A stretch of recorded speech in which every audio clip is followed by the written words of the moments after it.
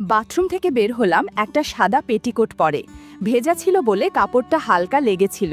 খোলা চুল ভিজে, সিথি দিয়ে জল গড়িয়ে পড়ছিল। ঘরে ঢুকতেই দেখি প্রদীপ দাঁড়িয়ে, চোখ আমার দিকেই আটকে। ও বলল, যদি হাতাকাটা লাল ব্লাউজটা পরে আসতেন তাহলে রাতটা অন্যরকম যেত। আমি শ্রীলেখা, বয়স 40। এই বাড়িতে বিয়ের পর প্রায় 12 বছর কেটে গেছে। আমার স্বামী অসীম ব্যাংকে চাকরি করে, বয়সে 7 বছরের বড়। খুবই শান্ত স্বভাব, নিজের নিয়মে চলে। আর আমি ঘরের ভেতরেই নিজেকে সাজিয়ে রাখায় গৃহিণী। আমাকে দেখে অনেকে বলে, চাচি আপনি যেন সিনেমার মতো। শুনে হেসে বলি, আরে সিনেমা তো আমি ভালো করে দেখতেই পারি না, কিন্তু মনে মনে একটু খুশি হই। আসলে এখনও নিজেকে সময় দিই, একটু শাড়ি আটশাট পরি, লাল ব্লাউজে গায়ের রংটা যেন একটু বেশি ঝলমল করে ওঠে। আয়নায় নিজেকে দেখলে মনে হয়, কে বলবে আমি 38। আমার গড়নটা একটু মসৃণ, কোমরের কাছে ভর আছে, ওপরের দিকটা বেশ টান টান। সিথিতে একটু রঙিন সিঁদুর, ঠোঁটে হালকা লিপস্টিক। এইভাবেই দিনটা শুরু করি, ঘর মোছা, ঠান্ডা পানিতে মুখ ধোয়া আর চায়ের গন্ধে। আমাদের সংসার মোটামুটি, ঝগড়া হয় না, হাসিও তেমন নেই। অসীম খেয়াল রাখে ঠিকই, কিন্তু তার মাঝে সেই আগুনটা নেই। সব কিছু ঠিকঠাক, কিন্তু মনটা মাঝে মাঝে ফাঁকা ফাঁকা লাগে। আমাদের একটাই ছেলে প্রদীপ, এখন বোর্ডিংয়ে পড়ে। 3 মাসে একবার বাড়ি আসে। ও এলে বাড়িটা যেন আবার বেঁচে ওঠে, কিন্তু বেশি দিন থাকে না। এদিকে অসীমেই পায়ের সমস্যাটা হঠাৎ করে বেড়ে গেল। ডাক্তার বলেছে অপারেশন করতে হবে, তাইও ঠিক করলো চেন্নাই যাবে। কয়েকদিনের জন্য বাড়িতে আমি একা পড়ে যাব, নিঃশব্দে। একটু ভয় লাগছিল, আমি একা থাকাটা ঠিক পারি না। অসীম তাই ফোন করলো ওর ভাইয়ের ছেলেকে প্রদীপকে, বলল, কদিন মামার বাড়ি থেকে যা, চাচি একা থাকবে। ছেলেটা এখন ভার্সিটিতে পড়ে, ভদ্র শান্ত আর পড়ালেখায়ও ভালো। আমি ওকে অনেক বছর আগে দেখেছিলাম, তখন ক্লাস 9-এ ছিল। এখন নিশ্চয়ই অনেক বদলেছে। অসীম যাওয়ার একদিন আগেই বলল, প্রদীপ কালকে দুপুরে চলে আসবে। শুনে ভাবলাম, দেখা যাক ছেলেটা এখন কেমন হয়েছে। ছেলেরা বড় হলে অনেক সময় চোখে মুখে একটু আলাদা ছায়া আসে। তাও ভাবছিলাম, অন্তত দরজায় কলবেল বাজলে আর ভয় লাগবে না। সেদিন রাতে ঘুমাতে যাওয়ার আগে আয়নায় দাঁড়িয়ে চুল আঁচড়াচ্ছিলাম। গলায় একটু হালকা সুগন্ধি ছিটিয়ে নিলাম। আয়নায় চোখ পড়তেই মুচকি হেসে ফেললাম। এখনও আয়নাটা যেন আমায় দেখে চমকে ওঠে। পরদিন সকালে অসীম রওনা দিল চেন্নাই। আমি দরজায় দাঁড়িয়ে ব্যাগ এগিয়ে দিলাম। ও বলল, নিজের খেয়াল রেখো। মাথা নাড়িয়ে দিলাম। তখন চোখে মুখে একটা অদ্ভুত অনুভব খেলে গেল। বারান্দায় দাঁড়িয়ে রইলাম, গাড়িটা বাঁক ঘুরে মিলিয়ে যাওয়ার পরও কিছুক্ষণ চুপচাপ রইলাম রাস্তাটার দিকে তাকিয়ে। বুকের ভেতর হালকা শূন্যতা। ঘরে ফিরে আস্তে করে দরজা বন্ধ করে দিলাম, এমন নিঃশব্দে যেন দেয়ালও টের না পায়। বিকেলের দিকে রান্না সেরে ফেললাম, ডাল, ভাজি, পাতলা মাংসের ঝোল। খাওয়ার সময় কেউ পাশে থাকলে মনটা জমে, না হলে নিজের পাশে একা বসে খেতে যেন ঠিক মন চায় না। দুপুর 2টো নাগাদ ডোরবেলটা বাজলো, বুকটা একটু ধক করে উঠল। আঁচলে হাত মুছতে মুছতে দরজার দিকে এগোলাম। দরজা খুলতেই সামনে দাঁড়িয়ে এক লম্বা গড়নদার তরুণ, চোখে কালো ফ্রেমের চশমা, গায়ে সাদা টি-শার্ট, আর সেই চেনা হাসিটা। একটা নরম গলা, কিন্তু তার ভেতরে যেন আর একটা সুর।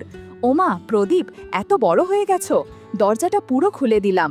ওর মুখে লাজুক হাসি, চোখটা আমার দিকেই আটকে। ও ঘরে ঢুকে বসলো। আমি ওর সামনে এক গ্লাস জল এগিয়ে দিলাম। চাচি, আপনাকে তো আগেও দেখেছি, কিন্তু এবার দেখে মনে হচ্ছে অনেকটাই বদলে গেছেন। আমি হেসে বললাম, বয়স বাড়লে একটু গুছিয়ে নিতে হয় নিজেকে। কথাটা সহজ, কিন্তু ভেতরে একটা ভিন্ন ভাব ছিল। ও টের পেল কি? প্রদীপ ঘরের এদিক ওদিক তাকাচ্ছিল। মাঝে মাঝে ওর চোখটা একটু বেশি সময় আমার দিকেই ছিল। আমি সেটা বুঝেও কিছু না জানার ভান করলাম। চলাফেরা ছিল একদম স্বাভাবিক, কিন্তু ওর দৃষ্টি যেন সব কিছু একটু বেশি মনোযোগে খেয়াল করছিল। আমি রান্নাঘরে গেলাম ওর জন্য থালা গুছিয়ে দিতে। তখন পাশে এসে দাঁড়িয়ে বলল, চাচি আমি নিজেই নিতে পারি। আমি বললাম, না না, তুমি তো অতিথি, আর তুমি যেহেতু আমাদের ঘরের লোক, তাই খেয়ালটাও একটু বেশি রাখা আমার দায়িত্ব। বলার সময় খেয়াল করলাম নিজের গলার স্বর একটু কোমল হয়ে গেছে। ও খেতে বসেছে, আমি দূরে বসে পাখা করছিলাম। চোখের কোণায় দেখি খেতে খেতে ও মাঝে মাঝে তাকাচ্ছে। একবার আমার শাড়ির আঁচলটা একটু সরে গিয়েছিল, ব্লাউজের পাশটা সামান্য দেখা যাচ্ছিল। আমি সঙ্গে সঙ্গে আঁচলটা টেনে নিলাম। তখনও দেখি প্রদীপ একটু থমকে আমার দিকেই তাকিয়ে। আমি চোখ নামিয়ে বললাম, খাওয়ায় মন দাও, চেয়ে চেয়ে কিছু পাওয়া যাবে না। ও হেসে বলল, আপনার হাসিটা কিন্তু একদম আলাদা চাচি। দুপুরের আলো একটু কমে গেলে ঘরে এক ধরনের শান্ত অলস ভাব নেমে এলো। আমি জানালার পাশে গিয়ে দাঁড়ালাম। হঠাৎ পেছনে টের পেলাম প্রদীপ এসে চুপচাপ দাঁড়িয়ে, কিছু বলছে না, কিন্তু ওর নিঃশ্বাস যেন খুব কাছ থেকে ছুঁয়ে গেল। ভেতরটা হালকা কাঁপছিল। নিজেকে একটু সামলে বললাম, তোমার ঘর তৈরি আছে, চাইলে গিয়ে একটু ঘুমিয়ে নাও। ও চলে গেল ঘরে। আর তখনই বুঝলাম এই সম্পর্কটা শুধু আত্মীয়তার গণ্ডিতে আটকে থাকবে না, কিছু একটা শুরু হয়ে গেছে, একদম নিঃশব্দে কিন্তু স্পষ্টভাবে। পরদিন সকাল 8টায় ঘুম ভাঙল। জানালার ফাঁক গলে রোদের চিকন একটা রেখা গলা ছুঁয়ে যাচ্ছিল। আমি উঠে বসলাম, চোখে মুখে এখনো ঘুমের ঘোর। গায়ে ছিল নরম সাদা নাইটি, হালকা সিল্কের। বিছানার চাদরটা একটু এদিক ওদিক। গতকালকের মুহূর্তগুলো হঠাৎ মনে পড়তেই ঠোঁটে হালকা একটা হাসি খেলে গেল। ঘড়ির কাঁটার দিকে তাকিয়ে একটু বিরক্ত লাগলো, এখনো বুয়া আসেনি। আমি বাথরুমে গিয়ে মুখ ধুয়ে এলাম, চুলটা খোলা রেখেই বেরোলাম। ডাইনিং টেবিলে দেখি একটা ছোট্ট নোট, ঘুম ভাঙলে বলবেন আমি বারান্দায়, প্রদীপ বলল। আমি 1 কাপ চা বানিয়ে বারান্দার দিকে ডাক দিলাম, প্রদীপ একটু ভিতরে এসো তো। ও এলো, চোখে ঘুম আর মুখে একরাশ বিস্ময়। আমি হেসে বললাম, আজ বুয়া আসবে না মনে হয়, তোমার চাচি তো আর 10টা হাত নিয়ে জন্মায়নি, একটু সাহায্য করবে তো? ও হেসে বলল, আদেশ করুন চাচি, যা বলবেন তাই করব। ও ঘরের ভেতরের ছোটোখাটো জিনিসপত্র গোছাতে শুরু করলো, আর আমি জানালার পর্দার পাশে দাঁড়িয়ে বাইরে তুলসী গাছের দিকে তাকিয়েছিলাম। জানালার ফাঁক দিয়ে হাওয়া আসছিল, আর আমার নাইটির এক পাশ হালকা উঠছিল, কোমরের দিকটা একটু দেখা যাচ্ছিল। আমি বুঝতে পারছিলাম প্রদীপ মাঝে মাঝে চোখ তুলে তাকাচ্ছে, আবার তাড়াতাড়ি চোখ নামিয়ে নিচ্ছে। ও হঠাৎ খাটের নিচে কিছু একটা দেখতে পেয়ে ঝুঁকে পড়ল। একটু পরে কণ্ঠে কৌতূহলী সুরে বলল, চাচি এটা বুঝি আপনার? আমি ঘুরে দেখি ওর হাতে আমার লাল রঙের একটা স্যাটিন ব্লাউজ, হালকা চকচকে কাপড়, গলায় পাতলা লেসের কাজ, আর সামনে 3টে ছোট বোতাম। আলোয় সেটা আরও চোখে লাগছিল। আমি কাছে গিয়ে হেসে বললাম, আহ, এতদিন খুঁজে পাচ্ছিলাম না, কাল রাতে পরার কথা ছিল। ও চোখ নামিয়ে কাপড়টার ওপর আঙুল টেনে বলল, খুবই আরামদায়ক মনে হচ্ছে, বোতামগুলো তো একটু খেলাধুলার মতন। আমি একটু হেসে বললাম, সব জিনিস একা হাতে সামলানো যায় না, বুঝলে তো? ওর চাহনিতে তখন কিছু একটা ছিল যা বলা না হলেও অনুভব করা যাচ্ছিল। আমি ব্লাউজটা নিয়ে নিলাম ওর হাত থেকে, বললাম, তোমার চাচির জিনিস নিয়ে অত মনোযোগ দিলে চলবে না কিন্তু। ও মুচকি হেসে বলল, মনোযোগ না দিলে অনেক সৌন্দর্য মিস হয়ে যায় চাচি। আমি হেসে ফেললাম, আর শরীরটা যেন হালকা কাঁপুনি দিয়ে উঠল। এরপর প্রদীপ ব্যালকনিতে ঝাঁটা দিচ্ছিল। আমি পাশের ঘর থেকে 1 কাপ চা হাতে এসে দেখলাম ও নিচু হয়ে কিছু তুলছে। কি পেলি? আমি জিজ্ঞাসা করলাম। ও একটু থেমে বলল, মনে হচ্ছে কোথাও থেকে উড়ে এসে পড়েছে, তবে এটা খুবই হালকা জিনিস। ওর হাতে ছিল আমার একটা পুরনো কাপড়, যার ওপর লেসের কাজ ছিল। দেখে বুঝেই নেওয়া যাচ্ছিল সেটা আমারই। আমি সেটা নিয়ে আলমারিতে রেখে দিলাম, আর রান্নাঘরের দিকে চলে গেলাম। বেলা তখন 2:30 পার হয়ে গেছে। ফ্রিজ খুলে দেখি ডিম নেই, সবজিও প্রায় ফুরিয়ে গেছে। হঠাৎ মনে হলো কিছু হালকা খেতে ইচ্ছে করছে, চটজলদি কিছু হলে ভালো হয়, নুডলসও চলবে। রান্নাঘর থেকে মাথা বের করে বললাম, প্রদীপ, ভাতের হাঁড়িটা চুলায় বসিয়ে দিয়েছি, মাঝে মাঝে দেখে দিও, আমি নিচে দোকানে যাচ্ছি, মিনিট 10 লাগবে। ও বলল, চাচি রোদে বেরোবেন? হালকা শাড়ি পরেছি, সমস্যা হবে না, আর তুমি তো আছো ঘরে। লাল পাতলা শিফনের শাড়িটা কোমরে গুছিয়ে নিলাম, আর ব্লাউজটা ছিল স্লিভলেস। দরজা দিয়ে বেরোতেই বুঝলাম প্রদীপ একবার চোখ তুলে তাকিয়েছে। দোকানে গিয়ে দেখি দোকানদার আগের মতোই হাফহাতা গেঞ্জি আর গামছা কাঁধে। আমাকে দেখে ওর মুখে চেনা হাসি, কিন্তু চোখে যেন অন্যরকম মনোযোগ। বৌদি, এই রোদে কি চান? আমি হেসে বললাম, এই রোদেই তো পুরনো হাড় গলে যায়, আমি তো একেবারে নতুন। আমি একটা লুডুসের প্যাকেট চাইলাম। হালকা হাসির আদান প্রদান চলছিল। তোমার দোকানে তেল মশলার চেয়ে গরম যেন বেশি লাগে, বললাম। সে কানে গামছা ঠেকিয়ে বলল, সবসময় না, তবে কেউ কেউ এলে দোকানটাও গরম হয়ে যায়। আমি একটু হেসে বললাম, তোমার কথার মধ্যে আগুন লুকিয়ে থাকে দেখি। সে নিচু গলায় বলল, আজ রাতে কলা বাগানের পাশে একটু জায়গা ফাঁকা রেখেছি, চাইলে বসে চা খাওয়া যাবে। আমি প্যাকেটটা হাতে নিয়ে মুচকি হেসে বললাম, সন্ধ্যার হাওয়া ভালো থাকলে ভেবে দেখা যাবে। দোকান থেকে বেরিয়ে পেছনে তাকালাম না, তবে জানতাম সে তাকিয়ে আছে, হাঁটার ছন্দ বরাবর, চুপচাপ। ঘরে ফিরে দেখি প্রদীপ চুলার পাশে বসে। সব ঠিক ছিল? জিজ্ঞাসা করলাম। সে মাথা নাড়ল, কিন্তু চোখে যেন অন্য কিছু খুঁজছিল। আমি রান্নাঘরে গিয়ে গ্যাস জ্বালালাম। নুডলস রান্না হয়ে গেলে চুলা বন্ধ করলাম। পছন্দের সেই ঘ্রাণ ছড়িয়ে গেল ঘর জুড়ে। তবে খিদেটা আজ পেটের থেকে যেন মনে বেশি ছিল। ঘরের ভেতর প্রদীপ ফোনে ব্যস্ত, কিন্তু চোখ মাঝে মাঝে আমার দিকেই ঘুরছিল। রান্না করে ঘামার কারণে শাড়িটা গায়ে লেগেছিল, আর ব্লাউজটা যেন একটু বেশি টান ছিল পিঠের দিকে। গলার কাছটাও ভিজেছিল। আমি চুল সরিয়ে হালকা বাতাস খেতে লাগলাম। প্রদীপ তখন তাকিয়েছিল, চোখে কোনো প্রশ্ন ছিল না, শুধু স্থির দৃষ্টি। তুমি বসো, আমি একটু স্নান করে নিই, মাথার ভেতরটা গরম হয়ে গেছে। ও মাথা নাড়ল। বাথরুমে ঢুকে শাওয়ার ছেড়ে দিলাম। ঠান্ডা পানির ধারায় শরীর ভিজে যেতে লাগলো, কিন্তু মনে হচ্ছিল শুধু ঘামের ক্লান্তি নয়, দিনভর জমে থাকা চাপা অনুভূতিরা যেন ধুয়ে যাচ্ছে ধীরে ধীরে। বাথরুম থেকে বেরিয়ে এলাম সাদা ঘরের পোশাকে, ভেজা চুল খোলা, সিথি দিয়ে পানি পড়ছে নিচে। ঘরে ঢুকতেই দেখি প্রদীপ দাঁড়িয়ে, চোখে একরকম নীরব প্রশ্ন। কিছু একটা বদলে যাচ্ছে বুঝতে পারছিলাম, কথা না বললেও চোখের ভাষা অনেক কিছু বলছে। আমি হালকা গলায় বললাম, এই গরমে মানুষকে চিনে ফেলা যায় কে কি দেখে আর কি লুকায়। ও কিছু বলল না, শুধু মাথা নিচু করল, যেন কিছু ভুল করেছে। কিন্তু আমি বুঝলাম এটা দেখার চেয়ে অনেক গভীর কিছু। ঘরের আয়নার পাশে দাঁড়িয়ে চুল মুছছিলাম। আয়নায় ওর ছায়া দেখা যাচ্ছিল। নিজের দৃষ্টিতে নিজেকেই যেন নতুন করে দেখলাম। শ্রীলেখা যেন আর আগের মতো নেই। রাতের খাবার শেষে প্রদীপ বলল, চাচি, আজ একটু আগে ঘুমোতে পারি? আমি মাথা নাড়লাম। যাও, কাল সকালে আবার কাজ আছে। তার চোখে ছিল একরকম বোঝা, যা দিনের মধ্যে জমেছিল কিন্তু বলা হয়নি।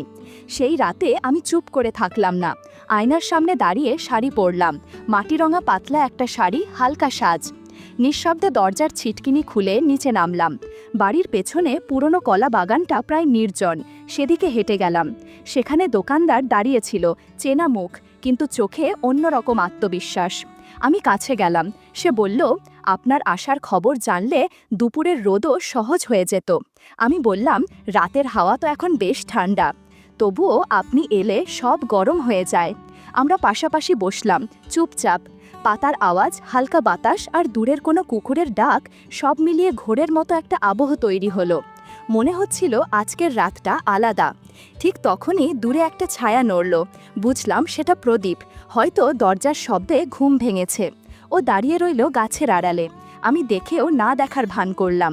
দোকানদার আমার দিকে হেলে বলল, ভাবিনি আপনি এভাবে আসবেন, আপনি তো শুধু দেখার জন্য নন। আমি হালকা হেসে প্রদীপের দিকে একবার তাকালাম। ও দেখছিল, চুপচাপ। আমি বুঝলাম এই রাতটা আমার নিজের মতো। ঘণ্টাখানেক পর ফিরে এলাম। পা টিপে টিপে ঘরে ঢুকে শাড়িটা নামিয়ে চেয়ারে রাখলাম। তারপর সোজা বিছানায় গা এলিয়ে দিলাম। চোখ বন্ধ করেও ভাবছিলাম প্রদীপ সব দেখেছে। এখন ওকে কিভাবে সামলাবো? যদি মুখ খুলে ফেলে? তবে আমি জানতাম ওর ভেতর কিছু একটা জন্ম নিয়েছে, আর আমি চাই ধীরে ধীরে সেটা যেন আমার অভ্যাস হয়ে যায়। ওর চোখে আমি যেন এক বিকেলের না ফুরনো আলোর মতো থেকে যাই। সকালে উঠে দেখি জানালার ফাঁক দিয়ে রোদ আসছে ধীরে ধীরে। হালকা ঠান্ডা বাতাস, কিন্তু ঘরের ভেতর একরকম অন্যরকম গরম লাগছিল, যা শুধু তাপমাত্রা দিয়ে বোঝা যায় না, বোঝা যায় চোখের ভাষায়, নিঃশব্দ স্পর্শে। আমি রান্নাঘরে গিয়েই চায়ের জল বসালাম। সঙ্গে দুটো টোস্ট গরম করতে দিতে দিতে পেছনে ঘুরে দেখি প্রদীপ টেবিলে বসে আছে। একগাল থেমে থাকা মুখ, কিন্তু চোখে সেই হালকা ঝাঁঝ এখনো টিকে আছে। ঘুম হয়েছে তো? আমি জিজ্ঞাসা করলাম। মাথা নিচু করে চায়ের কাপড় সামনে রাখলাম। ও একবার মুখ তুলে তাকাল, তারপর ধীরে বলল, আপনি তো মনে হয় ঘুমোননি। আমি হেসে বললাম, সবাই তো একরকম ঘুমায় না প্রদীপ। কারো ঘুম শরীর থেকে আসে, কারো মন থেকে, আর মন যদি চঞ্চল থাকে ঘুম আসে না। ও চায়ের কাপে চুমুক দিয়ে আমার দিকে তাকাল। গতকাল আপনাকে বাইরে যেতে দেখেছিলাম। তার কণ্ঠ মৃদু কিন্তু স্পষ্ট। আমি এক মুহূর্ত চুপ করে তার চোখে তাকালাম। তারপর বললাম, দেখেছো বলেই বলছো, নাকি অন্য কিছু মনে করেছো? প্রদীপ থমকে গিয়ে বলল, ভেবেছি, মিথ্যে বলবো না। আমি হালকা হাসলাম। তারপর ধীরে বললাম, তোমার চাচা এখন বয়সে বড়, রুটিন, দায়িত্ব আর নীরবতায় বাধা, কিন্তু আমি এখনও আলোর দিকে তাকাতে ভালোবাসি। গন্ধ, ছোঁয়া, দৃষ্টি তো বয়স দেখে না, তাই না? প্রদীপ চোখ নামিয়ে ফিসফিস করল, সবার বুঝতে পারা হয় না চাচি। আমি বুঝি, আমি বললাম। আমি চায়ের কাপটা এগিয়ে দিলাম। বোঝার আর জানার মধ্যে পার্থক্য আছে প্রদীপ। কেউ বোঝে, কেউ জানে, আবার কেউ অনুভব করে। ও একটু কাছে এসে বলল, আপনি চাইলে আমি আপনার মন বোঝার চেষ্টা করব, শুধু চোখ দিয়ে নয়, সময় নিয়ে, ধীরে ধীরে। আমার বুক তখন একটু ধকধক করছিল, কিন্তু ঠোঁটে এক হালকা হাসি। আমি বললাম, যে রাস্তা তুমি নিতে চাও সেটা সহজ নয়, তবে সাহস থাকলে আমি পথ দেখাবো। সেই সকালে আমরা নাস্তা করছিলাম। টোস্ট আর চায়ের বাইরেও চোখে, নিঃশ্বাসে, শরীরের নরম হাওয়ায় একটা ভাব আদান প্রদান হচ্ছিল। আজ বুঝেছি প্রদীপ শুধু দেখেই না, অনুভব করতেও জানে। এক সপ্তাহ যেন হাওয়ার মতো কেটে গেছে। প্রদীপ যখন ঘরে থাকে তখন একটা টান টান ভাব চোখে পড়ে। হাত ছোঁয়ার সময় শিরায় শিরায় একটা আলাদা অনুভূতি বয়ে যায়। একদিন সকালে কল বেল বাজল। দরজা খুলতেই দেখি অসীম দাঁড়িয়ে, হাতের কাছে হ্যান্ড লাগেজ, ক্লান্ত মুখে হালকা হাসি। সব কিছু ভালোই হয়েছে, ও বলল। আমি মাথা নেড়ে জানালাম, তাই তো দেখছি। ওর মুখ দেখে বুঝতে পারছি এখন অনেক বেশি শান্ত ও ফুরফুরে অনুভব করছে। অসীম ফিরে এলেও ঘরের বাতাস আগের মতো লাগছিল না। আমি সাজানো বিছানায় বালিশ ঠিক করছিলাম, চোখে যেন মাঝে মাঝে প্রদীপের মুখ ভেসে উঠত। বিকেলে প্রদীপ আর অসীমের কথা হলো, বাড়ির খোঁজখবর নিল। সন্ধ্যা নামতেই অসীম একটু উৎসাহ নিয়ে বলল, আজ রাতটা একটু অন্যরকম হোক, অনেক দিন তো দূরে ছিলাম। আমি চুপচাপ মাথা নেড়ে বললাম না কিছু। সেই রাতে ওর স্পর্শ পেলাম ঠিকই, কিন্তু আমার মনে কিছু স্পর্শ পেল না। অসীম পাশে থাকলেও মন ছিল অন্য কোথাও। রাত প্রায় 12টা বাজে গেছে, অসীম ঘুমিয়ে গেছে। আমি ধীরে উঠে দরজা খুলে বাইরে এলাম। ঘরের নিস্তব্ধতা ফেলে সোজা ড্রয়িং রুমের পাশের গেস্ট রুমে প্রদীপের ঘরে গেলাম। ও দরজা খুলেই আমার দিকে তাকাল। চোখে কোনো প্রশ্ন ছিল না, শুধু এক ধরনের বোঝাপড়া, যেন অনেক আগেই জানতো আমি আসব। দরজার পাশে দাঁড়িয়ে বললাম, এই পোশাকেই ঠিক আছে? প্রদীপ হালকা হাসি নিয়ে বলল, যদি আপনি লাল ব্লাউজটা পরতেন বা সেই দিন ব্যালকনিতে পাওয়া সেটাটা, তাহলে হয়তো রাতটা অনেক দিনের জন্য মনে থাকবে। আমি চোখ নামিয়ে বললাম, তুমি যা বলো আমি তাই করব আজ। পরে ধীরে ধীরে ফিরে গিয়ে ব্লাউজটা পরে এলাম। চোখে হালকা কাজল, ঠোঁটে একটু লিপস্টিক আর হালকা সুগন্ধি লাগালাম। তারপর আবার প্রদীপের ঘরে ঢুকলাম। সেই রাতটা ছিল একেবারে আলাদা। কোনো বেশি কথা ছিল না, শুধু এক গভীর বোঝাপড়া। বুঝলাম আমার প্রতিটি অনুভূতি, ইচ্ছা কেউ সত্যিই বুঝতে শুরু করেছে। ভোরে উঠে দেখি প্রদীপ ব্যাগ গোছাচ্ছে। বলল, চাচা ফিরেছেন, এখন আমাকে যেতে হবে। আমি বললাম, সব কিছু ঠিক থাকবে তো? ও ফিরে তাকিয়ে বলল, আপনিই তো শিখিয়েছেন কিভাবে অভ্যাস তৈরি করতে হয়। আমি আস্তে বললাম, যেটা স্বামী বুঝতে পারেনি সেটা তোমার কাছেই পেয়েছি।